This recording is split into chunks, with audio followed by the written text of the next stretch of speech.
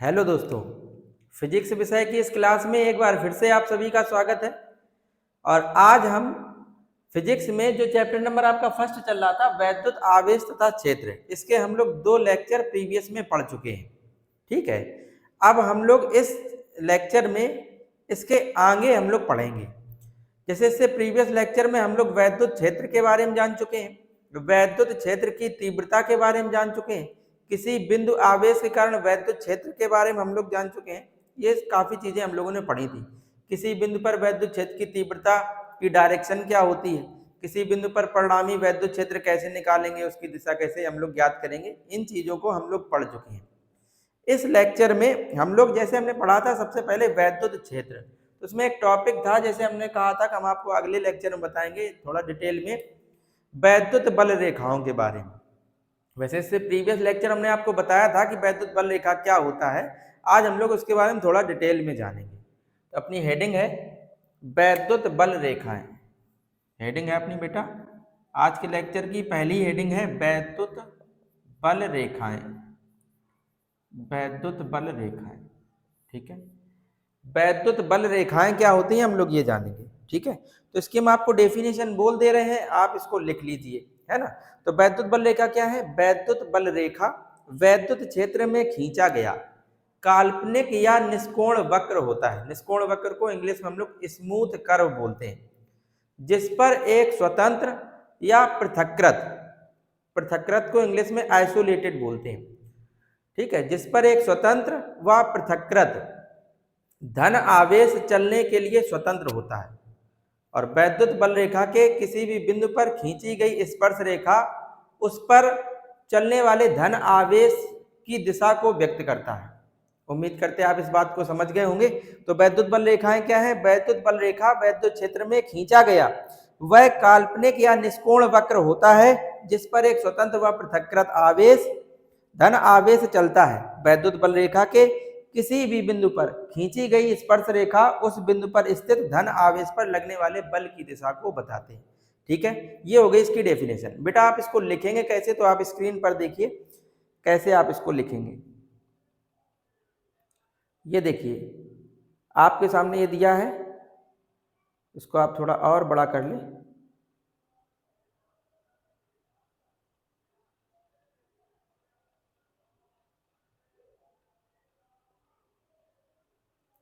इस तरीके से देखिए लिखा होगा कि वैद्युत बल रेखा, इसमें आप देख रहे हैं रेड से थोड़ा सा लिखा होगा, यहाँ से आपकी ये डेफिनेशन बन जाएगी कि वैद्युत बल रेखाएं कहते किसको हैं। तो वैद्युत बल रेखा वैद्युत क्षेत्र में खींचा गया वह काल्पनिक या निष्कोण वक्र होता है जिस पर एक स्वतंत्र व पृथकृत एकांक धन आवेश चलता है। और वैद्युत बल रेखा के किसी भी बिंदु पर खींची गई स्पर्श रेखा उस बिंदु पर स्थित धन आवेश पर लगने वाले बल की दिशा को दर्शाती है, ठीक है, समझ गए आप। इसके बाद देखिए हम लोग अब जानेंगे कि वैद्युत बल रेखाएं, तो हम लोग समझ गए कि वैद्युत बल रेखा क्या है। इसके बाद हम लोग जानेंगे वैद्युत बल रेखाओं के गुण, ठीक है। वैद्युत बल रेखा जानने के बाद अब की बार हम लोग जानेंगे, अगली हेडिंग है वैद्युत बल रेखाओं के गुण। वैद्युत बल रेखाओं के गुण, ये वैद्युत बल रेखाओं के गुण क्या होते हैं, ठीक है। तो ये भी हम आपको एक स्लाइड दे रहे हैं, इससे आप इनको समझ सकते हैं कि वैद्युत बल रेखाओं के गुण आप कैसे बताएंगे। इस स्लाइड को देखें आप, जैसे यहाँ पे दिया गया होगा वैद्युत बल रेखाओं के गुण, लिखा है वैद्युत बल रेखाएं जो हैं ये रेखाएं धन आवेश से चलकर ऋण आवेश पर समाप्त होती हैं, ठीक है, धन आवेश से चलकर ऋण आवेश पर समाप्त होती हैं। दूसरा नंबर लिखा होगा कि बल रेखा के किसी भी बिंदु पर खींची गई स्पर्श रेखा उस बिंदु पर धन आवेश पर लगने वाले बल की दिशा को प्रदर्शित करती है। तीसरा लिखा होगा कोई भी दो बल रेखाएं परस्पर काट नहीं सकती क्योंकि उस दिशा में कटान बिंदु पर दो स्पर्श रेखाएं खींची जा सकती हैं जो उस बिंदु पर बल की दो दिशाएं प्रदर्शित करेगी, जो कि असंभव है। अगला नंबर इसमें लिखा है कि ये रेखाएं खिंची हुई लचकदार डोरी की तरह लंबाई में सिकुड़ने का प्रयत्न करती हैं, इसी कारण विपरीत आवेशों में आकर्षण होता है। अगला नंबर लिखा होगा ये रेखाएं अपनी लंबाई की लंबवत दिशा में एक दूसरे से दूर हटने का प्रयत्न करती हैं, इसी कारण जो समान आवेश होते हैं उनमें प्रतिकर्षण का बल होता है, ठीक है। तो वैद्युत बल रेखाएं जो हैं ये रेखाएं धन आवेश से चलकर ऋण आवेश पर समाप्त होती हैं। जैसे देखिए यहाँ पर ये प्लस आवेश है और यहाँ पर ये माइनस आवेश है, तो ये जो वैद्युत बल रेखा है इसको हम थोड़ा सा हटा दें। ये देखिए वैद्युत बल रेखाओं को मैं बताया कि ये बल रेखाएं जो वैद्युत बल रेखाएं वो प्लस आवेश से चलती हैं और माइनस आवेश पर समाप्त होती हैं। ठीक है, प्लस आवेश से चलकर माइनस आवेश पर समाप्त होती हैं। जैसे मान लिया यहाँ पर एक प्लस का आवेश और यहाँ पर माइनस का आवेश है, तो वैद्युत बल रेखाएं कहाँ से निकलेंगी? प्लस आवेश से, और इस तरीके से वक्र बनाती हुई कहाँ पर समाप्त होंगी? जाके माइनस पर। इस तरीके से ये काल्पनिक रेखाएं होती हैं एक प्रकार की, इस तरीके से। ऐसे हम यहाँ पर एक इस तरीके से बना रहे हैं, इस तरीके से। ठीक है, तो वैद्युत बल रेखाएं जो होती हैं वो प्लस आवेश से चलती हैं और माइनस आवेश पर क्या हो जाती हैं? समाप्त हो जाती हैं। ठीक है, वैद्युत बल रेखाएं जो हैं वो प्लस आवेश से चलती हैं और माइनस आवेश पर समाप्त हो जाती हैं। ठीक है, इस तरीके से समझ गया। और बल रेखा के किसी भी बिंदु पर खींची गई जो स्पर्श रेखा होती है वो उस बिंदु पर धन आवेश की क्या करती है? धन आवेश पर लगने वाले बल की दिशा को बताती है। तो इसके किसी भी बिंदु पर अगर हम जैसे मान लीजिए इस बिंदु पर यहाँ पर अगर इस तरीके से स्पर्श रेखा खींचे तो यही क्या होगी? इस पर लगने वाले बल की डायरेक्शन को हम लोग बताएंगे। ठीक है, और अगला जो इम्पोर्टेंट पॉइंट है वो ये है कि दो वैद्युत बल रेखाएं जो होती है ना वो कभी भी एक दूसरे को काटती नहीं। कारण है, अगर ये दो बल रेखाओं ने अगर एक दूसरे को यहाँ पर काट दिया तो इस स्पर्श बिंदु पर जहाँ पर इन लोगों ने काटा वहां पर दो स्पर्श रेखाएं खींची जा सकती हैं, और दो स्पर्श रेखाएं खींची गई तो स्पर्श रेखा जो होती है ना वो इस बिंदु पर इस पर लगने वाले बल की डायरेक्शन होती है। तो किसी एक बिंदु पर बल की कितनी डायरेक्शन हो जाएगी? एक बल की ये डायरेक्शन हो गई, एक बल की ये डायरेक्शन होगी। तो ऐसा संभव नहीं है किसी एक बिंदु पर बल की दो डायरेक्शन हो जाए। इस कारण वैद्युत बल रेखाएं कभी भी एक दूसरे को काटती नहीं है। ठीक है, समझ गए आप? तो ये था आज का टॉपिक कि वैद्युत बल रेखा होती क्या है। तो वैद्युत बल रेखा आपने बताया कि वैद्युत क्षेत्र में खींचा गया ये एक काल्पनिक वक्र होता है जिस पर कोई एक स्वतंत्र धन आवेश चलता है। स्वतंत्र धन आवेश पर इस तरीके से अभी हमने आपको बताया ना कि स्वतंत्र धन आवेश चलता है ना। वैद्युत बल रेखाओं के गुण में आपको बताया गया कि वैद्युत बल रेखाएं जो होती हैं वो कहाँ से? प्लस आवेश से चलती हैं और कहाँ पर? माइनस आवेश पर समाप्त होती हैं।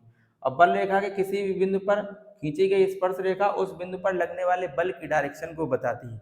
और जो वैद्युत बल रेखाएं होती हैं वो कभी भी एक दूसरे को काटती नहीं है। क्या कारण है, क्यों नहीं काटती हैं? वैद्युत बल रेखाएं एक दूसरे को इसलिए नहीं काटती हैं क्योंकि फिर कटान बिंदु पर दो स्पर्श रेखाएं खींची जा सकती हैं, और अगर दो स्पर्श रेखाएं होंगी तो इस बिंदु पर इस पर लगने वाले बल की दो डायरेक्शन होगी जो कि असंभव है। इस कारण वैद्युत बल रेखाएं कभी भी एक दूसरे को काटती नहीं है। आपको हमने दो स्लाइडें दी हैं, इन स्लाइडों से आप अपनी थ्योरी जो है वो आप लिख लें। वीडियो को पॉज करके आप अपना लिख लेना। ठीक है, नेक्स्ट वैद्युत बल रेखा समझने के बाद नेक्स्ट बेटा अपना टॉपिक है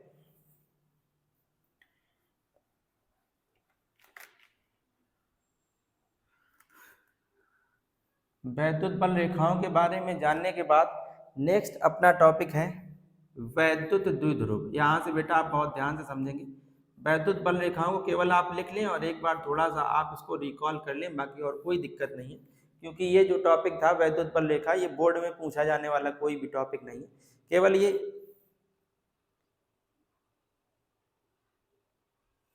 देखिए नेक्स्ट टॉपिक है अपना वैद्युत द्विध्रुव। क्वेश्चन ये है कि वैद्युत द्विध्रुव क्या होता है। तो वैद्युत द्विध्रुव वह निकाय है जिसमें दो बराबर परंतु विपरीत प्रकृति के आवेश एक दूसरे से अल्प दूरी पर स्थित होते हैं। वैद्युत द्विध्रुव क्या है आप बताएंगे? वैद्युत द्विध्रुव वह निकाय है, वैद्युत द्विध्रुव वह निकाय है जिसमें जिसमें दो बराबर परंतु विपरीत प्रकृति के आवेश एक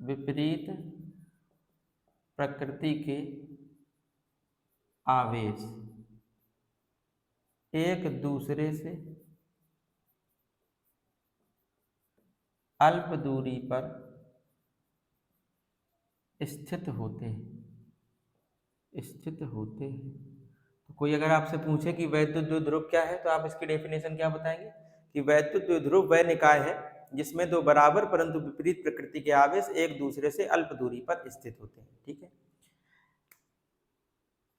जैसे इस तरीके से हम समझें कि मान लिया कोई एक ये वैद्युत द्विध्रुव है जिसमें दो आवेश हैं, एक माइनस क्यू तो अगला क्या होगा प्लस क्यू, एक दूसरे से बहुत अल्प दूरी, ये तो हमने आपको समझाने के लिए बहुत बड़ी सी दूरी ले ली, तो ये बहुत छोटी दूरी होती है, और जो अल्प दूरी होती है उसे हम 2L से रिप्रेजेंट करते हैं। इस बात को आप बेटे यहाँ पे याद रखेंगे कि वैद्युत द्विध्रुव क्या है, जिसमें दो बराबर परंतु विपरीत प्रकृति के आवेश एक दूसरे से अल्प दूरी पर स्थित होते हैं। तो इस प्रकार के निकाय को हम लोग क्या कहते हैं, वैद्युत द्विध्रुव। कैसे है, तो इसमें दो आवेश है, परिमाण में देखो समान है लेकिन प्रकृति इसकी भिन्न है, एक प्लस का है तो एक का है माइनस।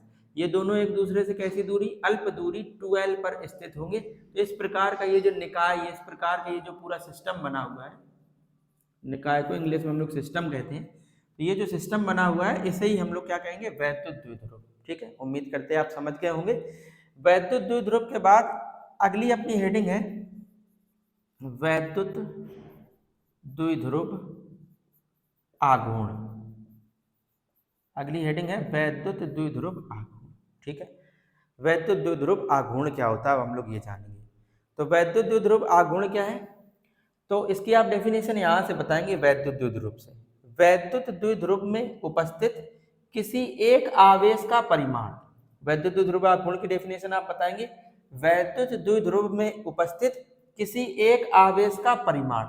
परिमाण का मतलब उसमें चिन्ह का कोई भी रोल नहीं होगा, तो अगर चिन्ह का रोल नहीं है तो चाहे इस आवेश को ले लो चाहे इस आवेश को ले लो। ठीक है, तो बताओगे वैद्युत द्विध्रुव आघूर्ण की डेफिनेशन क्या होगी। वैद्युत द्विध्रुव में उपस्थित किसी एक आवेश का परिमाण तथा उनके बीच की अल्प दूरी के गुणनफल को वैद्युत द्विध्रुव आघूर्ण कहते हैं। समझ पाए आप हमने क्या कहा। वैद्युत द्विध्रुव आघूर्ण की डेफिनेशन आप क्या बताएंगे, वैद्युत द्विध्रुव में उपस्थित किसी एक आवेश का परिमाण, किसी एक आवेश का परिमाण तथा उनके बीच की अल्प दूरी के गुणनफल को वैद्युत द्विध्रुव आघूर्ण कहते हैं। इसे बेटा स्मॉल p से या इसे p से प्रदर्शित करते हैं।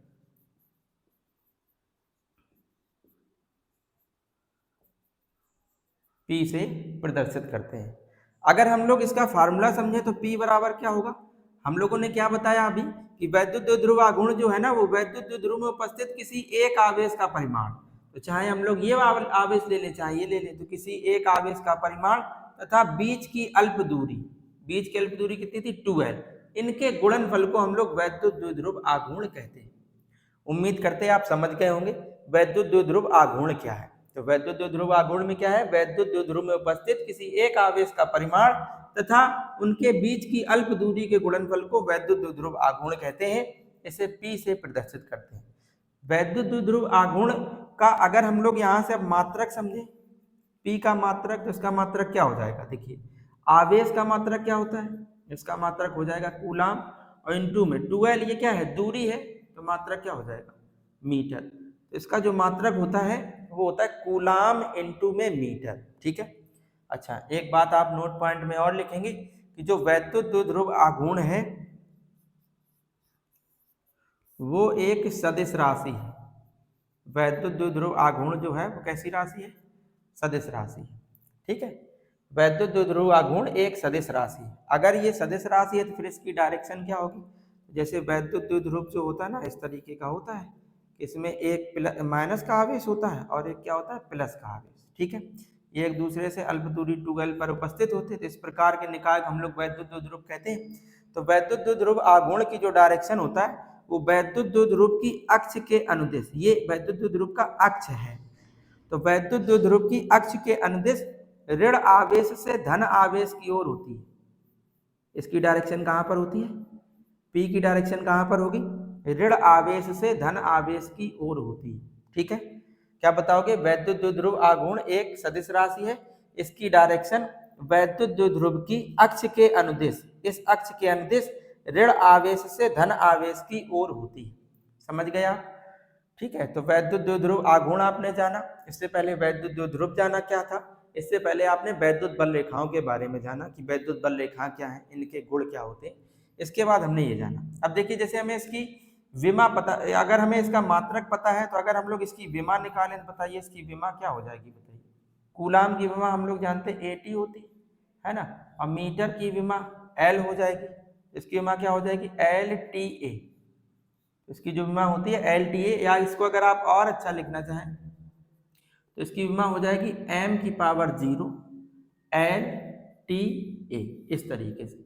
तो वैद्युत द्विध्रुव आघूर्ण की जो विमा होती है वो होती है m की power 0 L T A, L की पावर 1 T की पावर 1 A की पावर 1 पावर लिखी नहीं जाती इस प्रकार से। तो आप इसकी विमा को LTA मतलब लता से भी समझ सकते हैं, ऐसे डायरेक्ट आप याद कर सकते हैं। ये एग्जाम में आपका पूछा गया है कि वैद्युत द्विध्रुव आघूर्ण की विमा लिखिए, तो आप इस प्रकार से अगर आपको डेफिनेशन पता है तो हमें नहीं लगता कि आपको कोई प्रॉब्लम होने वाली है। तो पहले वैद्युत द्विध्रुव जाना, फिर वैद्युत द्विध्रुव आघूर्ण को जाना हम लोगों ने। अब वैद्युत द्विध्रुव के कारण हम लोग जानेंगे वैद्युत क्षेत्र की तीव्रता। तो नेक्स्ट अपनी हेडिंग होगी बेटा वैद्युत द्विध्रुव के कारण वैद्युत क्षेत्र की तीव्रता। अब हम लोग कहाँ कहाँ पर तीव्रता निकालेंगे, तो उसके लिए देखिए आप स्लाइड में।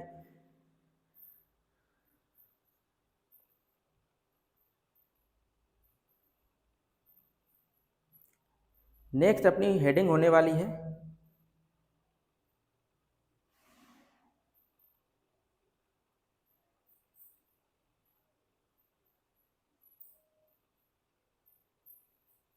नेक्स्ट बेटा अपनी हेडिंग होने वाली है वैद्युत द्विध्रुव के कारण उत्पन्न वैद्युत क्षेत्र की तीव्रता। आप स्लाइड में देख पा रहे होंगे वैद्युत द्विध्रुव के कारण उत्पन्न वैद्युत क्षेत्र की तीव्रता। ठीक है, देखिए लिखा भी है इसमें, जैसे आप देख पा रहे होंगे लिखा होगा इस संबंध में दो स्थितियां विशेष उल्लेखनीय हैं, एक तो है अच्छी स्थिति में और एक है निरक्षीय स्थिति में।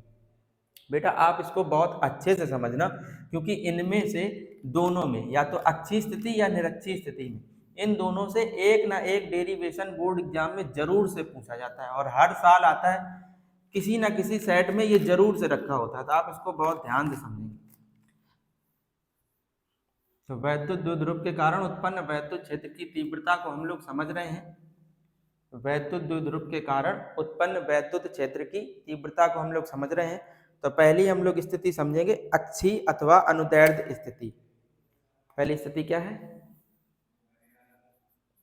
यहाँ पे दिख रहा आपको, दिख रहा होगा, अक्षीय अथवा इसी को कहते हैं अनुदैर्ध्य स्थिति। अनुदैर्ध्य स्थिति, अक्षीय अथवा अनुदैर्ध्य स्थिति, इसको हम लोग इंग्लिश में कहते हैं and on position. And on position,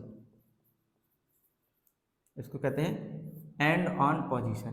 तो ये हम लोग अक्षीय स्थिति में, अक्षीय या अनुदैर्ध्य स्थिति में क्या पढ़ रहे हैं, वैद्युत क्षेत्र की तीव्रता किसके कारण, वैद्युत द्विध्रुव के कारण। ठीक है बेटा, जैसे मान लिया हमने कि मान लिया कोई एक क्या है, वैद्युत द्विध्रुव है। अभी आपको बताया था कि वैद्युत द्विध्रुव होता क्या है, जिसमें दो आवेश होते हैं, एक प्लस का होगा तो उसी परिमाण का एक आवेश होगा, लेकिन जो इनकी प्रकृति होगी वो भिन्न होगी। तो मान लिया कि माना एक वैद्युत द्विध्रुव जो माइनस क्यू तथा प्लस क्यू आवेश से निर्मित है, के बीच की अल्प दूरी कितनी है, 2L है। ठीक है, हमें कहाँ पर पता करना है, अक्षीय स्थिति पर। तो हमने मान लिया कि माना एक वैद्युत द्विध्रुव है जो माइनस क्यू तथा प्लस क्यू आवेश से मिलकर बना हुआ है। जैसे यहाँ पर कोई दिक्कत नहीं, जैसे यहाँ पे आप माइनस कर दें तो यहाँ पर क्या कर दें, प्लस, कोई प्रॉब्लम नहीं। तो माना एक वैद्युत द्विध्रुव जो माइनस क्यू तथा प्लस क्यू आवेश से निर्मित है, के बीच की अल्प दूरी 2L है। वैद्युत द्विध्रुव के मध्य बिंदु O से, वैद्युत द्विध्रुव के मध्य बिंदु O से वैद्युत द्विध्रुव की अक्ष पर, कहाँ पर, अक्ष पर, यहाँ से दूरी ले रहे हैं मध्य बिंदु से, मध्य बिंदु O से वैद्युत द्विध्रुव की अक्ष पर, वैद्युत द्विध्रुव की अक्ष पर ये वाली दूरी हम लोग ले रहे हैं, वैद्युत द्विध्रुव की अक्ष पर, कहाँ से, मध्य बिंदु O से ये वाली दूरी ली है। मान लिया कितनी दूरी, तो मान लिया स्मॉल r की दूरी पर वैद्युत द्विध्रुव की अक्ष पर एक बिंदु P है, जहां पर वैद्युत क्षेत्र की तीव्रता ज्ञात करनी है। ठीक है, जहां पर वैद्युत क्षेत्र की तीव्रता ज्ञात करनी है। समझ गए आप ये बात। हमने मान लिया है कि माना कोई एक वैद्युत द्विध्रुव है, इसको आप लिखेंगे कैसे, इस चित्र को, जैसे आपने चित्र बनाया तो आपको पहले लिखना भी तो होता है बेटा इसके बारे में। क्या आप इसके बारे में देखिए क्या लिखेंगे, माना एक वैद्युत द्विध्रुव जो माइनस क्यू तथा प्लस क्यू आवेश से निर्मित है, के बीच की अल्प दूरी कितनी है, 2L है। ठीक है, वैद्युत द्विध्रुव के मध्य बिंदु O से वैद्युत द्विध्रुव के अक्ष पर कितनी दूरी पर, स्मॉल r की दूरी पर हमने एक बिंदु P लिया है, जहां पर हमें वैद्युत क्षेत्र की तीव्रता को ज्ञात करना है। ठीक है, अब देखिए यहाँ इस बिंदु P पर जो वैद्युत क्षेत्र की तीव्रता होगी वो किसके किसके कारण होगी। अगर थोड़ा सा भी रिकॉल कर पा रहे होंगे तो इससे पहले लेक्चर में हम लोगों ने पढ़ा है किसी बिंदु आवेश के कारण वैद्युत क्षेत्र की तीव्रता के बारे में, ठीक है। किसी बिंदु आवेश के कारण वैद्युत क्षेत्र की तीव्रता के बारे में हम लोग ने पढ़ा हुआ है। तो वैद्युत क्षेत्र की तीव्रता की वहां पर हम लोगों ने डायरेक्शन भी पढ़ी थी। वैद्युत क्षेत्र की तीव्रता की डायरेक्शन क्या होती है, तो वैद्युत क्षेत्र की तीव्रता की डायरेक्शन क्या होती है, प्लस आवेश से दूर की ओर होती है और माइनस आवेश की ओर होती है। ये हमने आपको वहां पर बातें बताई हुई हैं। तो देखिए इस बिंदु P पर जो वैद्युत क्षेत्र की तीव्रता होगी वो किसके किसके कारण होगी, ये माइनस आवेश के कारण होगी और प्लस आवेश के कारण होगी।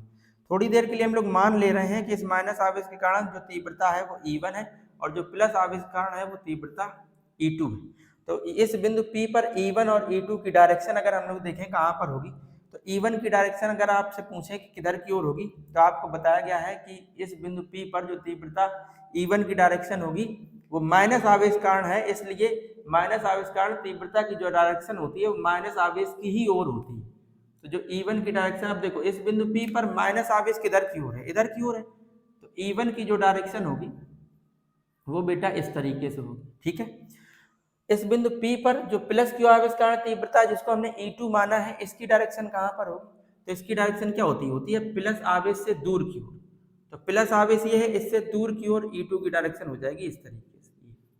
तो इस बिंदु P पर जो तीव्रताएं हैं वो दो हैं, एक E1 है और एक E2 है। तो सबसे पहले हम लोग यहाँ पर यही निकाल ले रहे हैं कि E1 जो तीव्रता है वो कितनी है और E2 तीव्रता जो है वो कितनी है। फिर इसके बाद इस बिंदु P पर हम लोग परिणामी तीव्रता निकाल लेंगे। परिणामी तीव्रता हम लोग को निकालना पता है, इससे प्रीवियस वीडियो में हम लोगों ने पढ़ा हुआ है ये सब चीजों को, ठीक है। तो हम लोग क्या निकाल रहे हैं यहाँ पर, सबसे पहले निकाल रहे हैं माइनस क्यू आवेश के कारण, माइनस क्यू आवेश के कारण बिंदु P पर वैद्युत क्षेत्र की तीव्रता, उसको हमने क्या माना है, E1 माना है। अच्छा, तीव्रता का हम लोगों ने फार्मूला पढ़ा था, वो होता है 1/4 पाई एप्सिलॉन 0 होता है Q अपॉन में R²। इस तरीके से पढ़ा। एक बात आप और बेटा छोटी सी याद रखेंगे, तीव्रता निकालने के लिए आवेश को चिन्ह सहित नहीं लिया जाता है। केवल यहाँ पर आवेश जो प्लस क्यू माइनस क्यू दिए गए हैं, इनसे केवल तीव्रता की डायरेक्शन डिसाइड होगी। जब हम तीव्रता निकालेंगे तो उसमें आवेश का केवल परिमाण लिया जाएगा, चिन्ह से कोई मतलब नहीं होता, ठीक है। तो देखिए ये हो जाएगा 1/4 पाई एप्सिलॉन 0। तो क्यू आवेश तो वही है, माइनस क्यू आवेश है, लेकिन चिन्ह तो लिया नहीं जाएगा, तो यही आ जाएगा क्यू अपॉन में क्या होता है R²। आर क्या होता है, जिस आवेश से हम लोग जिस बिंदु पर तीव्रता निकाल रहे हैं उसके बीच की दूरी होती है।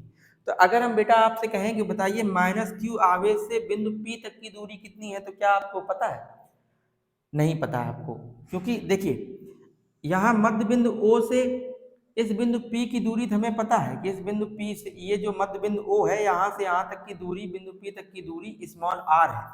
देखिए ये जो दूरी है वो हमने 2l क्यों मानी थी, अब आप समझ पाएंगे। वैद्युत द्विध्रुव का ये मध्य बिंदु हमने O लिया है, तो अगर ये टोटल दूरी वैद्युत द्विध्रुव में 2l है, तो क्या ये वाली दूरी l हो जाएगी और ये वाली भी दूरी l हो जाएगी।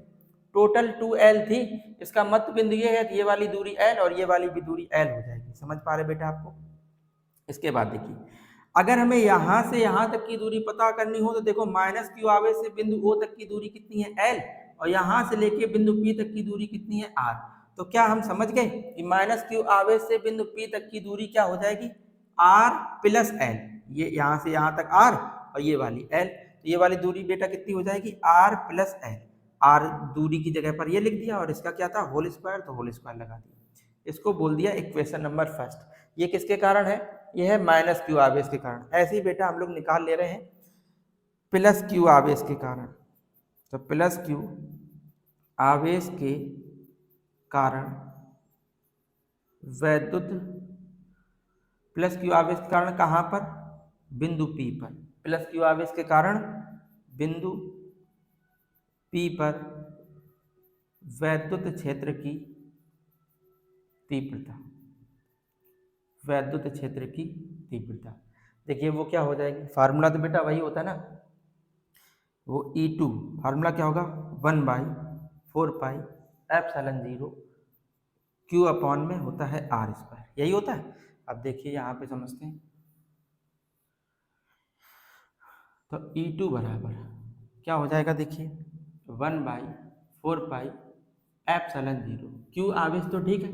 अब क्वेश्चन ये है, हम यहाँ से यहाँ तक की क्या हमें दूरी पता है, प्लस Q आवेश से बिंदु P तक की दूरी पता है। तो अगर आप बेटा थोड़ा ध्यान से देखें कि यहाँ से यहाँ तक की दूरी तो हमें नहीं पता, लेकिन हमें यहाँ बिंदु O से लेके बिंदु P तक की दूरी पता है, कितनी है R। अगर हमें ये वाली दूरी निकालनी हो तो हम क्या करेंगे, यहाँ से लेके यहाँ तक की दूरी जो R है, अगर उसमें हम ये वाली दूरी L घटा दें तो हमें यहाँ से लेके यहाँ तक की दूरी पता चल जाएगी।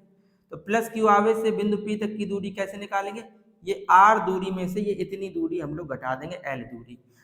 तो प्लस Q आवेश से बिंदु P तक की दूरी जो होगी वो क्या हो जाएगी बताइए, R माइनस L।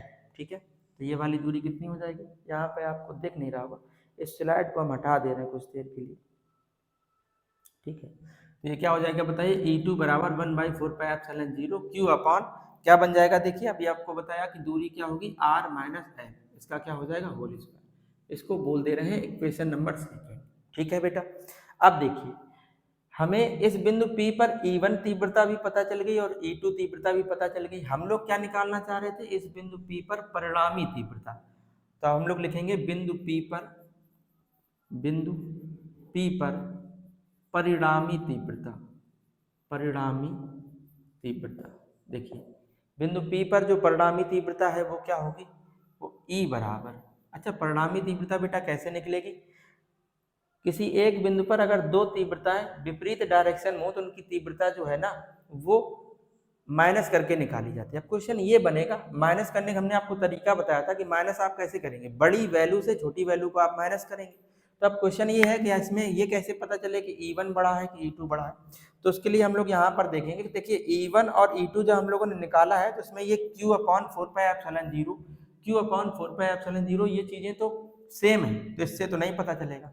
अब ये वाली दूरी जो देखिए लिखिए R प्लस L है ना, और ये लिखिए R माइनस L, तो ये छोटी दूरी है और ये क्या है, बड़ी दूरी। जैसे आप ऐसे समझ लीजिए, जैसे मान लीजिए 20 है, अगर हम 20 में 5 से डिवाइड करें और एक बार 20 में अगर हम 10 से डिवाइड करें तो अपना आंसर क्या आएगा। जैसे 20 में अगर हम 5 से डिवाइड करें तो कितना आ जाएगा 4, अगर 10 से डिवाइड करेंगे तो कितना आएगा 2। कहने का मतलब ये है कि अगर बेटा नीचे छोटी वैल्यू होगी तो अगर उससे हम किसी में डिवाइड करेंगे तो अपना आंसर जो है वो बड़ा आएगा। अगर नीचे बड़ी वैल्यू है, बड़ी वैल्यू से अगर हम लोग इसको डिवाइड करेंगे तो आंसर देख पा रहे हैं छोटा आ रहा। तो जो वैल्यू नीचे अर्थात इसमें हर में जो वैल्यू छोटी होगी वही तीव्रता अपने लिए बड़ी होगी। तो बताइए छोटी वैल्यू कौन सी है, ये वाली है ना, क्योंकि ये R माइनस एल है और ये वाली दूरी जो है वो R प्लस एल है। तो आप समझ गए तीव्रता कौन सी छोटी होगी कौन सी बड़ी होगी। तो जो E2 है वो बड़ी तीव्रता होगी और जो E1 है वो छोटी तीव्रता होगी। तो इस बिंदु P पर जो परिणामी तीव्रता है वो आप कैसे निकालेंगे, E2 माइनस E1 करके। ठीक है, E2 माइनस E1 करके। अब देखिए E बराबर E2 की वैल्यू रखते हैं, वो है 1/4πε0, यह है Q upon R minus L का होल स्क्वायर और माइनस इसकी वैल्यू कितनी है, वो है 1/4πε0 Q अपॉन ये है R प्लस L का होल स्क्वायर। ठीक है बेटा, आप देखिए इसमें आपको क्या कॉमन दिख रहा, तो इसमें आपको कॉमन दिख रहा होगा Q अपॉन 4πε0 क्या बन जाएगा बताइए, बन जाएगा 1 माइनस R माइनस L का whole square minus 1 upon R plus L का होल स्क्वायर। ठीक है, इसको आप सिंप्लीफाई करेंगे तो बन जाएगा Q अपॉन 4πε0, क्रॉस मल्टीप्लाई करेंगे तो बन जाएगा R प्लस L का होल स्क्वायर और ये बन जाएगा R माइनस L का होल स्क्वायर। डिवाइड में क्या हो जाएगा, डिवाइड में आ जाएगा R माइनस L का होल स्क्वायर और ये आ जाएगा R प्लस L का होल स्क्वायर। ठीक है, ठीक बेटा समझ गया आप इतनी बात।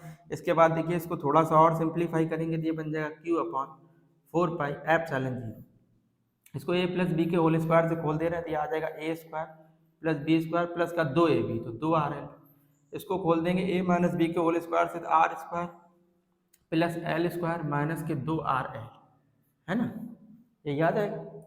और डिवाइड में क्या आ जाएगा, देखिए अगर डिवाइड में आप थोड़ा ध्यान से समझें तो देखिए ये भी स्क्वायर है और ये भी स्क्वायर है, तो इसको साथ में लिख के पूरे का स्क्वायर कर देंगे, r माइनस एल और r प्लस एल पूरे का क्या लगा दिया होल स्क्वायर। ठीक है, एक स्टेप आगे देखो और देखते हैं, E बराबर Q अपॉन 4πε0। ठीक है, ये बन जाएगा R square plus L square plus 2RL, minus का अंदर मल्टीप्लाई करेंगे तो माइनस का आर स्क्वायर माइनस का एल स्क्वायर प्लस के 2RL अपॉन में, अगर आप बेटा थोड़ा इसमें ध्यान से देखें तो एक ब्रैकेट में माइनस है और एक ब्रैकेट में प्लस है, तो ये वर्गांतर बन जाएगा। तो इस प्रकार से बन जाएगा ये R square minus L square, इस पूरे का क्या बन जाएगा, होल स्क्वायर। यहाँ तक आपको दिख रहा होगा, ठीक है।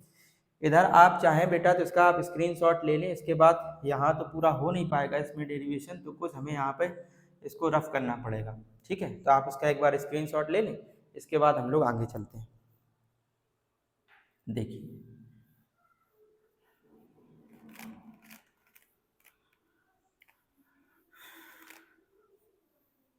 ये जो हम लोग वैद्युत क्षेत्र की तीव्रता निकाल रहे हैं वो कौन सी स्थिति में, अक्षीय स्थिति में, ठीक। अब देखिए वहां से हम लोग समझेंगे, E बराबर बन जाएगा Q अपॉन 4πε0, ठीक है। अगर आप यहाँ पर देखें तो आर स्क्वायर प्लस का ये माइनस का, ये प्लस का ये माइनस का कैंसिल हो गया, 2RL और 2RL जब आप इनको जोड़ेंगे तो कितना बन जाएगा बताइए, ये बन जाएगा 4RL अपॉन में ये बन गया बेटा R square minus L square का क्या है, होल स्क्वायर, ठीक है। अब देखिए जो हम लोगों ने अभी वैद्युत द्विध्रुव पढ़ा था, वैद्युत द्विध्रुव में जो दोनों आवेश होते हैं उनके बीच की जो दूरी हमने मानी थी 2L, वो हम कह रहे थे बेटा बहुत छोटी दूरी है। और जो हमने वैद्युत द्विध्रुव में वैद्युत द्विध्रुव के मध्य बिंदु O से एक दूरी ली थी R, वो दूरी बहुत बड़ी है इसकी तुलना में, ये जो L है इसकी तुलना में ये वाली दूरी बहुत बड़ी है। इतनी ये छोटी दूरी है कि इसको हम लोग बिल्कुल नगण्य मान लेते हैं। यहाँ पर लिखेंगे कि चूंकि जो R है वो बहुत बड़ा है, किससे, L से, R दूरी जो है वो इस L दूरी, क्योंकि 2L दूरी थी वो बहुत छोटी थी, तो L दूरी तो उससे भी छोटी होगी, तो इसलिए ये बहुत छोटी दूरी होने की वजह से इसको हम लोग नगण्य मान लेते हैं। ये L दूरी इस R की तुलना में बहुत छोटी है और ये R बहुत बड़ा है L की तुलना में, इसलिए हम L को लगभग किसके, 0 के बराबर मान लेते हैं, ठीक है। तो देखिए यहाँ पर अगर ये वैल्यू हम लोग रखें तो बन जाएगा Q अपॉन 4πε0 4RL अपॉन में आर स्क्वायर माइनस यहाँ 0 रखेंगे तो 0 का स्क्वायर इसका हो जाएगा होल स्क्वायर, ठीक है। E बराबर, इसको बेटा हम ऐसे लिख रहे हैं 1/4πε0, Q को अंदर लेके जा रहे हैं, इसको लिख रहे हैं Q, और इसको ध्यान से समझना, ये 4L है क्या, इसको हम 2L इंटू में 2 लिख सकते हैं और यहाँ पर R जैसा था वैसे ही रहने दिया, और यहाँ पर आर स्क्वायर का स्क्वायर करेंगे तो R की पावर 4 हो जाएगी, R की पावर 4 को R इंटू R³ हमने लिख दिया। कोई प्रॉब्लम तो नहीं आपको, देखिए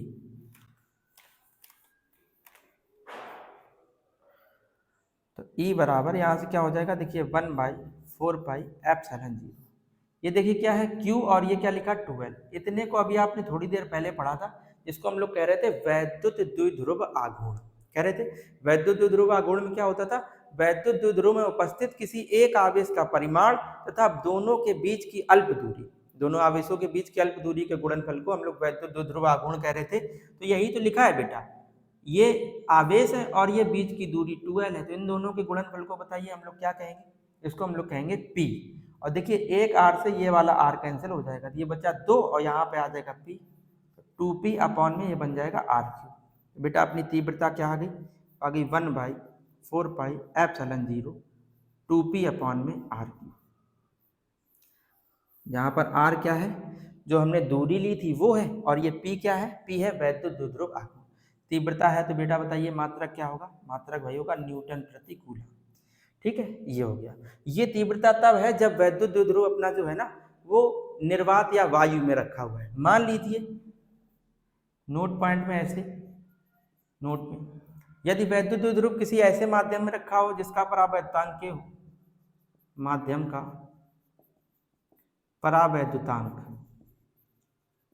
माध्यम का परावैद्युतांक कितना हो, के हो, तब तीव्रता क्या होगी, तब E बराबर फार्मूला क्या होगा 1/4πε0, बस इसी में 1/4πε0 था, जो माध्यम का परावैद्युतांक था उसी से केवल मल्टीप्लाई कर देंगे और कोई भी चेंजमेंट नहीं होगा। इनटू में क्या बन जाएगा बताइए 2P अपॉन में R³। तो ये तीव्रता हो जाएगी किसी वैद्युत द्विध्रुव के कारण कौन सी स्थिति पर, अक्षीय स्थिति या अनुदैर्ध्य स्थिति में वैद्युत क्षेत्र की तीव्रता E बराबर 1/4πε0 के 2p/r3। ये तब है जब वैद्युत द्विध्रुव अपना किसी माध्यम में रखा जिसका परावर्तनांक क्या है k। तो उम्मीद करते बेटा ये बहुत ही जरूरी डेरिवेशन है, आप समझ गए होंगे। ठीक है, चलते बेटा अपने नेक्स्ट टॉपिक पे, क्योंकि ये जो हमने पढ़ा है वो कौन सी स्थिति में पढ़ा है, अक्षीय अथवा अनुदैर्ध्य स्थिति में। दो स्थितियां बहुत पॉपुलर हैं जो आपको हमने स्लाइड में भी बताई थी। ये तो अक्षीय स्थिति हो गई। अगला टॉपिक है अपना वैद्युत द्विध्रुव के कारण वैद्युत क्षेत्र की तीव्रता कौन सी स्थिति में, निरक्षीय स्थिति में। तो चलते हैं नेक्स्ट वाले डेरिवेशन पे। नेक्स्ट बेटा अपना डेरिवेशन है, ये थी अक्षीय स्थिति। अब हम लोग देखें निरक्षीय अथवा अनुप्रस्थ स्थिति में वैद्युत क्षेत्र की तीव्रता। अगली हेडिंग है अपनी निरक्षीय अथवा अनुप्रस्थ स्थिति। अनुप्रस्थ स्थिति में वैद्युत क्षेत्र की तीव्रता। ठीक है, निरक्षीय अथवा अनुप्रस्थ स्थिति में, इसको इंग्लिश में बोलते हैं broad side on, BROAD, broad side on position, broad side on position. ठीक है,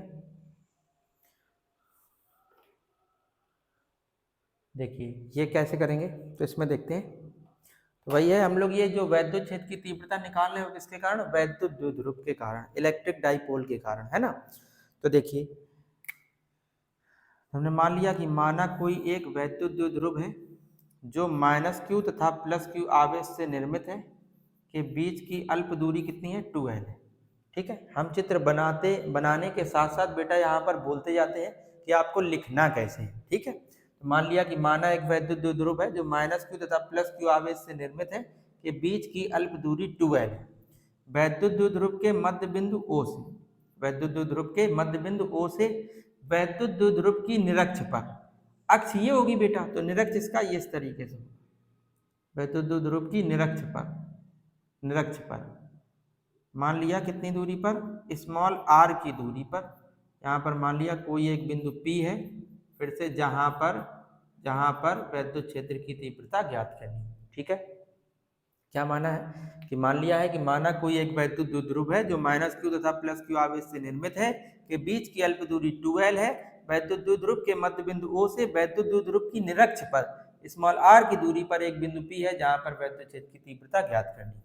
ठीक है, अब इस बिंदु P पर वैद्युत क्षेत्र की जो तीव्रता होगी वो किसके किसके कारण होगी, तो अभी बताया, इस बिंदु पर जो तीव्रता होगी वो -q आवेश के कारण होगी और +q आवेश के कारण होगी।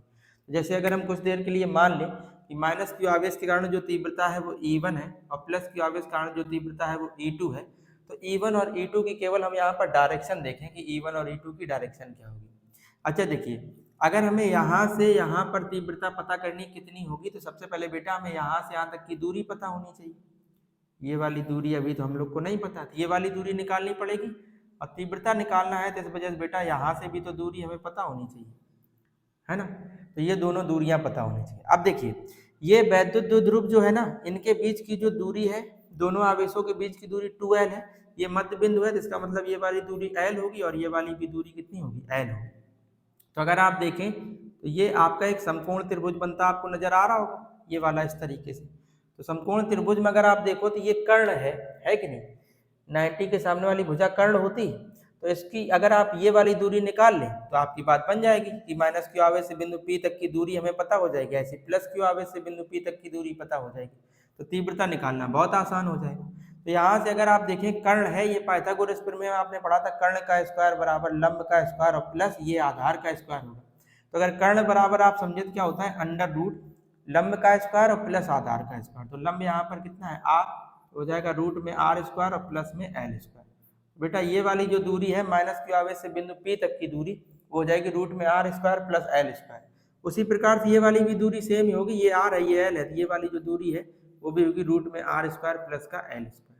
तो आपने इनके बीच की ये दूरियां पता कर ली। ठीक है, चलिए इसके बाद देखते हैं कि इस बिंदु P पर जो तीव्रता है वो E1 और E2 की डायरेक्शन कहाँ पर होगी। तो देखो E1 तीव्रता जो है वो -q आवेश कारण है, और बेटा हम लोग ने जाना है कि किसी बिंदु पर तीव्रता जैसे निकाले तो माइनस आवेश के कारण उसकी डायरेक्शन जो होती है वो माइनस की ही ओर होती है, तो माइनस इधर ही तो है, E1 की डायरेक्शन इस तरीके से होगी, बिंदु P पर जो E1 की डायरेक्शन होगी वो इधर की ओर होगी, और ये है प्लस क्यू आवेश। प्लस क्यू का आवेश कारण का E2 है, तो E2 की डायरेक्शन कहाँ पर होगी, तो प्लस क्यू आवेश कारण किसी बिंदु पर तीव्रता की डायरेक्शन प्लस आवेश से दूर की ओर होती, तो प्लस आवेश यहाँ है तो इधर से दूर की ओर ये इस तरीके से बन जाए। समझ पाए बेटा आप? E1 की डायरेक्शन इधर है और E2 की डायरेक्शन इधर है। इसमें आपका परिणामी तीव्रता निकालने का वही तीसरा वाला कॉन्सेप्ट लगेगा जो हमने आपको इससे प्रीवियस वीडियो में बताया हुआ है। अगर आपने उसको नहीं देखा है तो ये आपसे एक रिक्वेस्ट है, अगर आप इस डेरिवेशन को बहुत अच्छे से समझना चाह रहे हैं तो फिर आप उस वीडियो को पहले देख के आएँ, उसमें हमने परिणामी तीव्रता आपको निकालनी बताई हुई है। ठीक है, बाकी हम आपको इस वीडियो के डिस्क्रिप्शन बॉक्स में आपको पूरे जितने भी वीडियो अभी तक अपलोड हो चुके हैं इस चैनल पर फिजिक्स के, उनकी सबकी हम आपको प्ले लिस्ट दे देंगे। आप नंबर से उन वीडियो को पहले देख लें, इसके बाद आप ये डेरिवेशन समझें। ठीक है, तो इस बिंदु P पर अगर आप देखें तो E1 की डायरेक्शन इधर है और E2 की डायरेक्शन इधर पर है, तो परिणामी तीव्रता हमें पता है कि इन दोनों के कहीं बीच में होगी। जैसे हम मान लें कि E1 और E2 के बीच का, जैसे हमने मान लिया कि एंगल जो है बेटा वो 2 थीटा है। कितना है, ऐसे करके 2 थीटा क्यों माना अभी आपको 1 मिनट में समझ में आ जाएगा। जैसे हमने मान लिया E1 और E2 के बीच का एंगल 2 थीटा है, तो इसकी जो परिणामी तीव्रता होगी E1 और E2 वो इन दोनों के बीच में होगी। बीच में होगी तो अगर हमने एंगल 2 थीटा माना तो बेटा ये वाला एंगल थीटा हो जाएगा और ये वाला भी एंगल थीटा हो जाएगा। ये जो परिणामी तीव्रता है उसकी डायरेक्शन ये इस तरीके से होगी। अब इसको और इसको अगर आप देखें तो ये दोनों एक दूसरे के समांतर लाइनें हैं। समांतर लाइन होती हैं, अगर ये वाला आपने कॉन्सेप्ट पढ़ा होगा कि अगर ऐसे करके दो समांतर लाइनें हैं तो फिर अगर इस तरीके से एक लाइन खींची जाए तो इसको हम लोग बेटा कहते हैं तिर्यक रेखा, तिर्यक लाइन। और तिर्यक लाइन पर जो ये वाले कोण बने होते हैं इनको कहते हैं एकांतर कोण। ये कोण बराबर होते हैं, जैसे अगर ये एंगल थीटा है तो ये वाला भी एंगल थीटा होगा। क्यों होगा, एकांतर कोण की वजह से ये दोनों बराबर होंगे। अगर ये और ये लाइनें समांतर है तो ये तिर्यक रेखा है, इस पर बनने वाले ये कोण जो होते हैं ना वो बराबर होते हैं एकांतर कोण से। तो जैसे अगर आप देखें ये वाला एंगल थीटा है तो इस प्रकार से ये वाला भी एंगल क्या हो जाएगा, थीटा। उसी प्रकार ये वाला एंगल थीटा है तो ये वाला भी एंगल क्या हो जाएगा, थीटा। इस बात को शायद आप समझ गए होंगे बेटा। ठीक है, तो यहाँ से इस तरीके से हो गया। हमने E1 और E2 के बीच का एंगल जो है वो कितना माना हुआ है, 2 थीटा। तो परिणामी तीव्रता जो होगी वो इन दोनों के बीच में होगी, इस वजह से एंगल 2 थीटा अपना डिवाइड हो गया थीटा और थीटा। ये थीटा था तो यहाँ पर एकांतर कोण की वजह से ये भी थीटा हो गया, उसी प्रकार से बेटा आपका ये भी थीटा हो गया। ठीक है, तो आप देखिए बिंदु P पर तीव्रता E1 और E2 की हम लोग यहाँ से डायरेक्शन निकालेंगे। डायरेक्शन तो निकाल ही ली है, अब ये वाली बात पता कर लेंगे कि बिंदु P पर ये परिणामी तीव्रता जो E1 है और E2 है वो होगी कितनी। सबसे पहले हम लोग निकाल लें किसके कारण, माइनस क्यू आवेश के कारण। तो माइनस क्यू आवेश के कारण बिंदु P पर वैद्युत क्षेत्र की तीव्रता, वैद्युत क्षेत्र की तीव्रता बताइए क्या हो जाएगी। E1 फार्मूला क्या था, 1/4πε0 Q/r²। अच्छा, r जो दूरी बेटा है अपने पास वो क्या है बताइए, रूट में r² + l² और डिवाइड में r² होता है, तो जैसे ही आप स्क्वायर करेंगे तो रूट हट जाएगा, ये बन जाएगा r² + में l²। इसको बोलते हैं इक्वेशन नंबर फर्स्ट। इसी प्रकार से ये प्लस क्यू आवेश के कारण आया है तो ऐसे हम लोग निकाल लेंगे माइनस क्यू आवेश के कारण। तो माइनस क्यू आवेश के कारण बिंदु P पर वैद्युत क्षेत्र की तीव्रता, वैद्युत क्षेत्र की तीव्रता वो क्या हो जाएगी, वो E2 मानी है तो E2 भी सेम ही होगी, दूरी सेम है, आवेश को चिन्ह शायद लिया नहीं जाता तो सेम ही होगी। E2 का भी क्या हो जाएगा, 1/4πε0 Q/ में r² + में l²। इसको बोलते रहे इक्वेशन नंबर सेकंड। अब हमें प्लस क्यू आवेश के भी कारण पता चल गई और माइनस क्यू आवेश के कारण पता चल गई, तो हम लोग निकालेंगे बिंदु P पर कैसी तीव्रता, परिणामी तीव्रता। बिंदु P पर बेटा हम लोग निकालेंगे कैसी, परिणामी तीव्रता। ठीक है,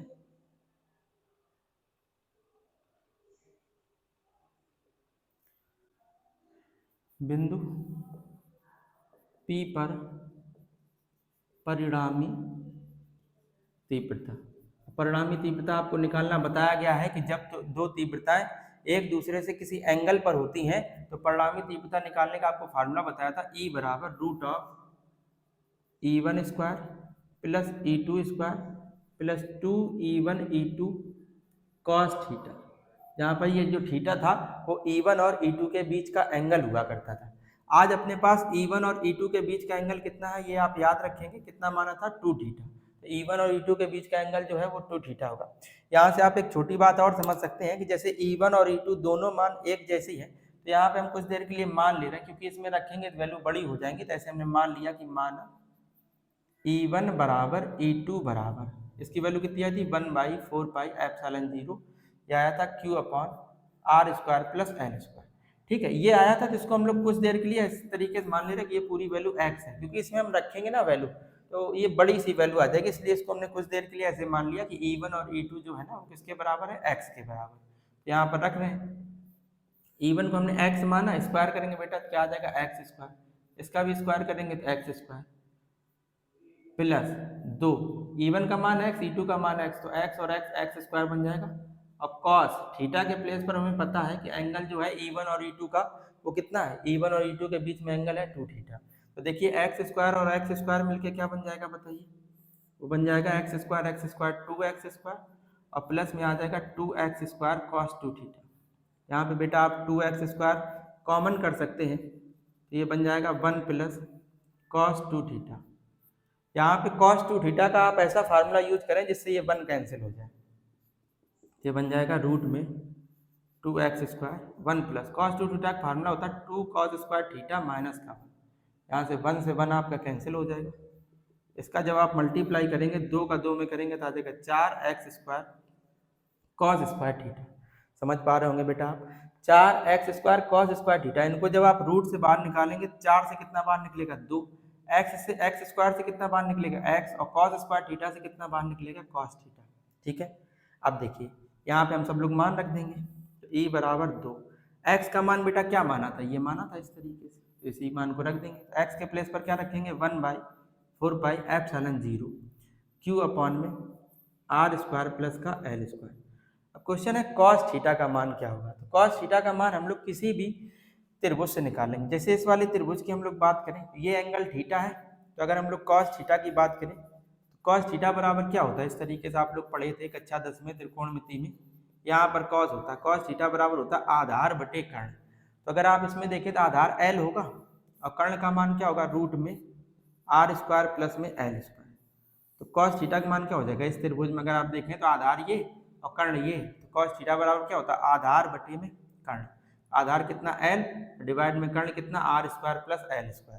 तो cos थीटा के प्लेस पर हमने यहाँ पर वैल्यू निकाली है cos थीटा की, वो क्या आई है बताइए, वही L/रूट में r² प्लस का L²। ठीक है, अब यहाँ आपको दिखेगा नहीं, तो आप इतना डेरिवेशन जो है ना इसको आप अच्छे से पहले या तो आप इसका स्क्रीनशॉट ले लें, इसके बाद आप बाद में इसको लिख लेना, तो हम इसके बाद फिर आगे चलते हैं। ठीक है,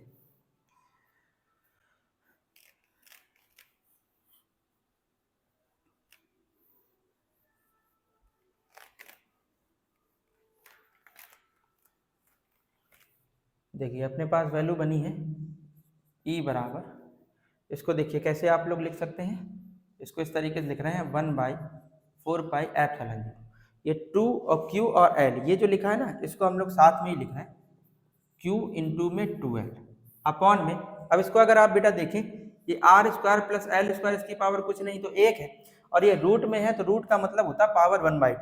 देखिए आधार समान है तो गुणा घातें जुड़ जाती हैं, जब आप 1 में 1/2 घात को जोड़ेंगे तो घातें 3/2 हो जाएंगी। तो यहाँ पर हम डायरेक्ट क्या लिख लेंगे, r² प्लस L² की होल पावर कितनी हो जाएगी, 1 ये है बेटा, और रूट का मतलब 1/2, 1 में जब 1/2 जोड़ेंगे तो पावर बन जाएंगी कितनी, 3/2। ठीक, यहाँ पे देखिए फिर से वही वाली शर्त है कि यहाँ पर जो r है ना बेटा वो बहुत बड़ा है इस L की तुलना में, इस कारण L को हम लोग लगभग 0 के बराबर नगण्य मान लेते हैं कि ये दूरी बहुत छोटी है, इस वजह से इसको नगण्य मान लिया, कैलकुलेशन इसकी नहीं करते। तो ये बराबर बताइए क्या बन जाएगा, ये बन जाएगा 1/4πε0, ये देखिए Q इंटू 2L जो है वो आपका P बन जाएगा, और ये बन गया r², और यहाँ पे इसको 0 मान लिया तो ये खत्म हो जाएगा, तो इसकी होल पावर कितनी बन जाएगी 3/2। E बराबर 1/4πε0 P/। अब देखिए अगर पावर के ऊपर पावर होती तो उनका आपस में गुणा होता, तो 2 में किसका गुणा होगा 3/2 का, ये कट जाएगा, पावर कितनी आ जाएगी 3, तो r की घात कितनी आ जाएगी बताइए, यहाँ पे r की घात 3 आ जाएगी। तो ये आपका बन जाएगा वैद्युत द्विध्रुव के कारण कौन सी स्थिति में, निरक्षीय स्थिति में या अनुप्रस्थ स्थिति में वैद्युत क्षेत्र की तीव्रता, मात्रक वही होगा न्यूटन प्रति कूलम। ये तब है जब ये वैद्युत द्विध्रुव कहाँ पर, निर्वात या वायु में रखा हो। यदि वैद्युत द्विध्रुव किसी माध्यम में रखा हो जिसका परावैद्युतांक k हो, तो उस कंडीशन वैद्युत क्षेत्र की तीव्रता क्या हो जाएगी, E बराबर 1/4πε0 k P में R³ न्यूटन प्रति कूलम। ठीक है, तो फिलहाल बेटा इस वीडियो में इतना ही रखते हैं, वीडियो काफ़ी बड़ा हो गया। वैसे एक स्लाइड इसमें और थी आपकी, वो थी ये थी आपकी एक और स्लाइड, इसको कोई दिक्कत नहीं है, हम लोग नेक्स्ट वीडियो में देख लेंगे। एक ये टॉपिक आपका और बचा है, एक समान भार वैद्युत क्षेत्र में रखे वैद्युत द्विध्रुव पर लगने वाले बल युग्म का आघूर्ण। कोई दिक्कत नहीं बेटा, इसको हम लोग नेक्स्ट क्लास में देख लेंगे, क्योंकि क्लास आपकी काफ़ी बड़ी हो चुकी है, 50 मिनट के समथिंग हो गई है। ठीक है, तो फिलहाल बेटा इस वीडियो में इतना ही रखते हैं। ठीक है, आपको वीडियो कैसा लगा है ना, आप कमेंट बॉक्स के माध्यम से ज़रूर बताएं। आपको यहाँ पर समझाएंगे ये चीज़ें समझ में आ रही हैं। ठीक है, और अगर आपको वीडियो थोड़ा भी हेल्पफुल लग रहा है तो आप वीडियो को लाइक कर दें, और अगर आप चैनल पर नए हैं तो चैनल को सब्सक्राइब कर लें, और इसको वीडियो को आप अन्य दोस्तों तक और भेज दें, जिससे उनको भी फ्री में कंटेंट मिल सके। और यहाँ पर आप उनको बता दें कि फिजिक्स की एक बहुत ही बेहतरीन तैयारी कराई जा रही है। ठीक है, तो हम लोग साथ में मिलकर फिजिक्स को बहुत अच्छे से समझेंगे, क्योंकि फिजिक्स जो कहा जाता है एक बहुत कठिन सब्जेक्ट है। कोशिश ऐसे करेंगे कि बेटा आपको बहुत आसान से तरीके से समझा दिया जाए। फिजिक्स वैसे ऐसा कुछ है नहीं कि बहुत ज़्यादा कठिन सब्जेक्ट है, पता नहीं लोग क्यों कहते हैं। अब आपको पढ़ने के बाद खुद से समझ में आ जाएगा कि फिजिक्स कठिन है आसान है, ये तो आपका फीडबैक रहेगा, तो आप कमेंट बॉक्स के माध्यम से ज़रूर बताएं। ठीक है, बाकी अगर आप चैनल पर नए हैं तो चैनल को सब्सक्राइब कर लें, और ये जो क्लास है रोज़ शाम को 7 बजे लाइव होती है, तो आप ज़्यादा से ज़्यादा लोग लाइव में आएँ, जिससे हमें खुद से मोटिवेशन मिल सके और हम आपके लिए ऐसे ही अच्छे से अच्छे वीडियो ला सकें। ठीक है, तो फिलहाल इस वीडियो में बेटा इतना ही रखते हैं। ठीक है, थैंक्स फॉर वॉचिंग, जय हिंद।